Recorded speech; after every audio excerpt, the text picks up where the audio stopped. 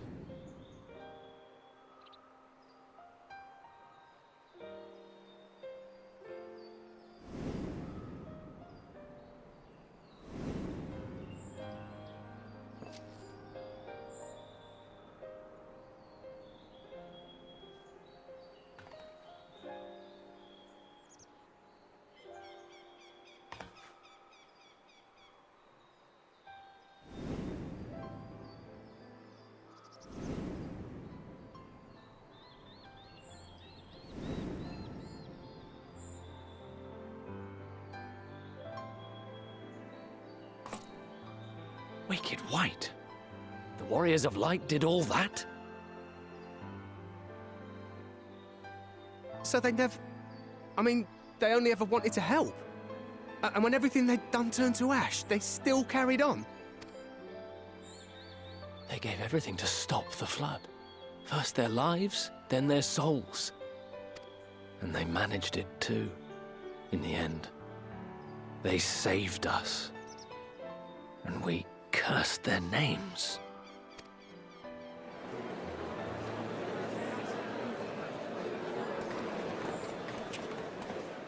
This should go a long way towards clearing the air.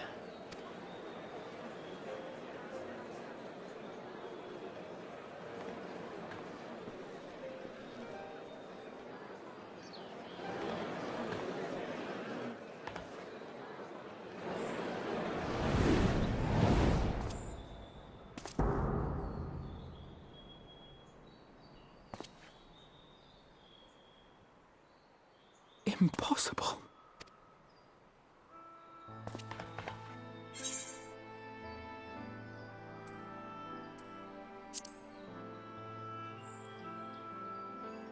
I definitely see something. You don't think it's a ghost, do you? Nay. Yonder standeth no bloodless apparition, but a warrior of light and darkness both. Ardbert. What in the world?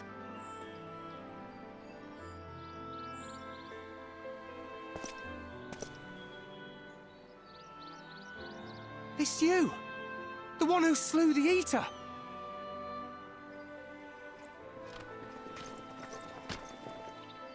That it should be the Warrior of Darkness who brought the truth to light. You've saved me a fair bit of time, though I have a few words of my own to say, if I may.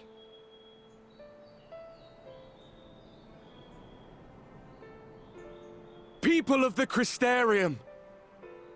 I am Ardbert, one of those you know as a Warrior of Light. That's impossible. You should be dead. Aye, that I should. But as the world has been given new life, so too have I. I know not why I, and I alone, have been gifted this chance. But I do know this. Only by the will of the star itself could such a miracle come to pass.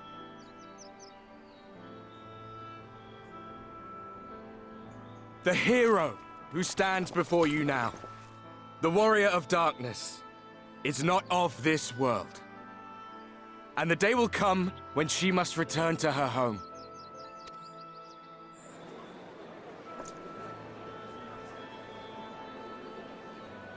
But this land is our home.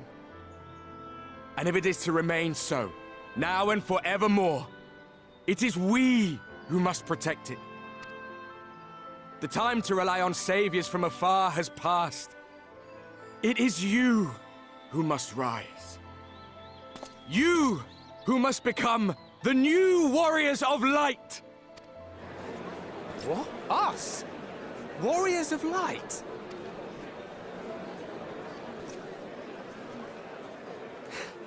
None of us were born heroes, my friend. I was only ever a man with a thirst for adventure. But wherever my journeys took me, I was invariably confronted with the same choice. To lend what aid I could to those in need, or not. And I always chose the former. Any one of you could do the same. All you need is the will to help your fellow man, and the resolve to see it through.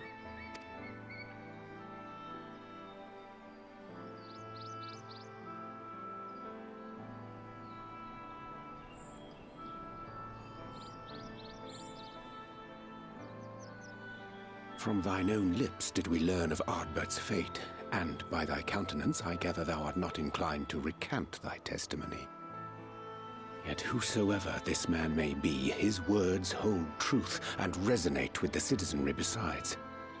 For us to voice our doubts here and now would serve but to sow disquiet. 'Twere better we retired unto the ocular and there discuss this matter in private. Go. I will stay here and watch.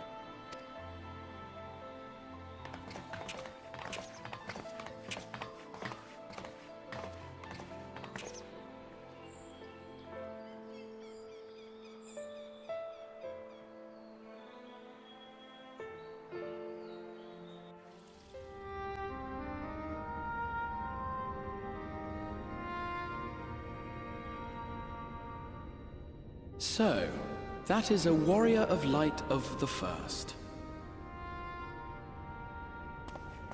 I've not had the pleasure of making his acquaintance, but as you all seem to be in agreement, I gather this is no simple case of mistaken identity. As far as I was able to discern, that was indeed Ardbert. It has been a long time, but not that long. Could he truly have been resurrected as he claims?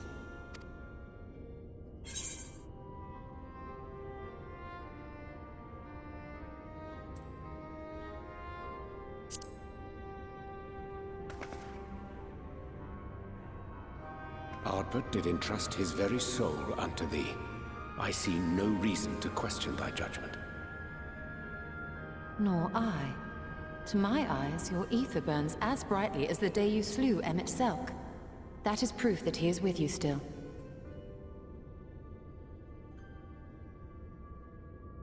Yet that which standeth now before the people is far more than a passing imitation. I am reminded of the cardinal virtues, though a sin-eater he is not. Which leaveth but one plausible explanation. That he is an Ascian.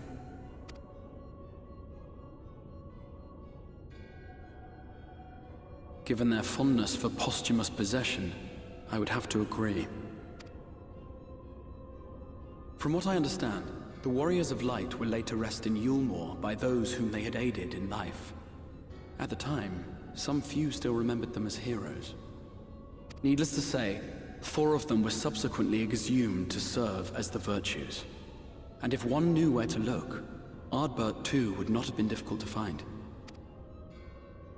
Assuming then that this is indeed the work of an Ascian, my mind inevitably turns to the last remaining paragon to survive the Sundering.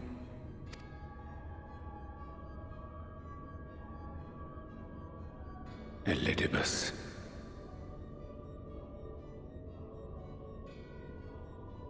That Xenos hath reclaimed his own flesh is known.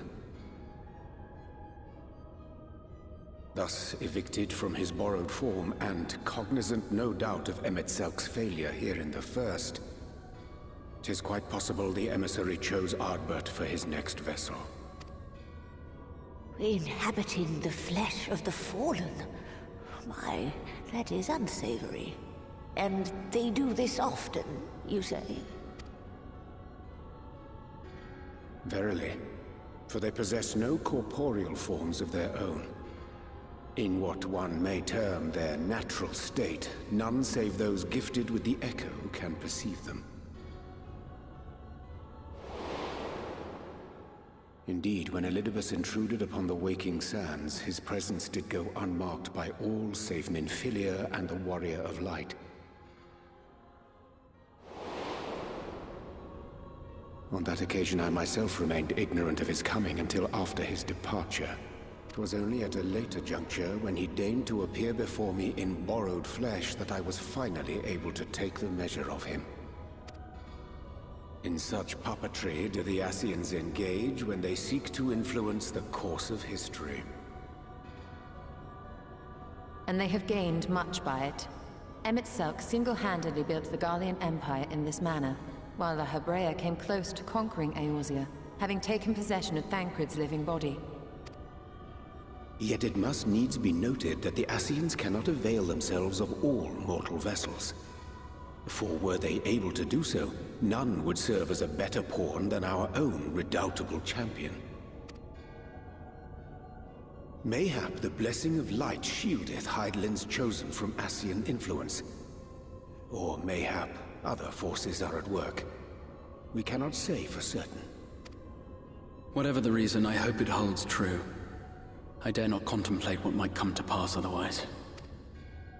Is it not peculiar, then, that Ardbert's mortal remains should be susceptible, given that he was once a warrior of light? Or did the final departure of his soul make it possible, perhaps? Regardless, to hear an Ascian use him to call forth new warriors of light boggles the mind.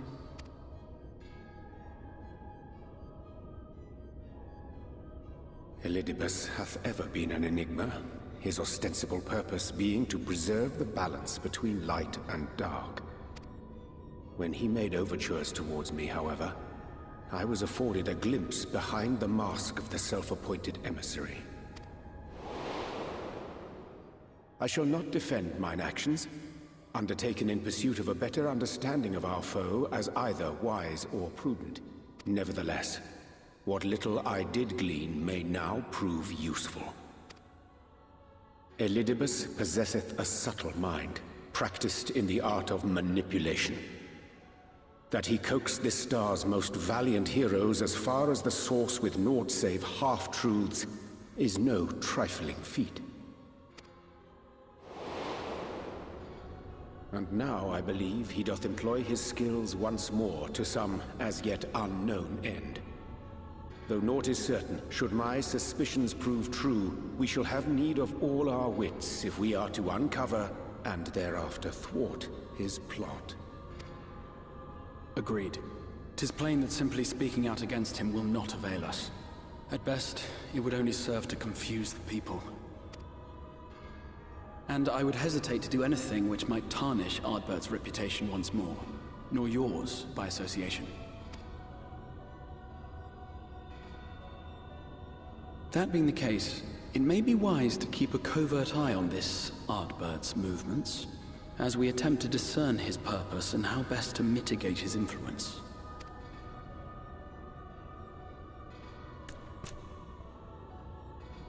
His performance appears to have concluded. What now? Go back out and follow him? 'Twould appear Master Alphino already hath pursuit in mind, and I suspect one pair of eyes shall better serve our cause than half a dozen. Let the rest of us maintain an inconspicuous distance, for the present at least.